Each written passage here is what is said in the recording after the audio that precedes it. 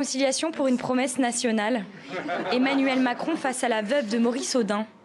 Le président français, ce jour-là, annonce qu'il reconnaît pour la première fois l'implication de l'État français dans l'assassinat du mathématicien en 1957 à Alger. Ce serait plutôt à moi de vous demander pardon. Aujourd'hui, c'est une autre étape.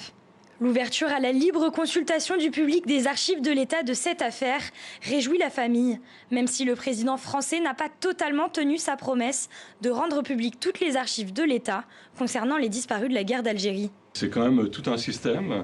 C'est les pouvoirs spéciaux qui ont été votés en 1956 qui ont permis de donner les pouvoirs de police au général Massu en janvier 1957, qui donnent comme résultat Maurice Audin et tous ceux qui sont comme lui. La raison d'État dans le temps, c'était taisez-vous. La raison d'État maintenant, c'est allez-y, dites ce que vous savez. En 2013, la veuve du mathématicien a vu les archives qui affirment qu'il est bien mort sous la torture. Elle racontait en 2018, quelques temps avant son décès, le soir de ce 11 juin 1957. Nous étions évidemment du côté de ceux qui luttaient pour l'indépendance de l'Algérie.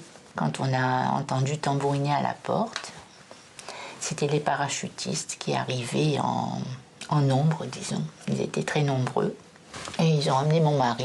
Des milliers de cas seraient similaires à celui de Maurice Audin. En attendant l'ouverture des archives pour tous, le site internet 1000autres.org recense déjà les victimes de la guerre.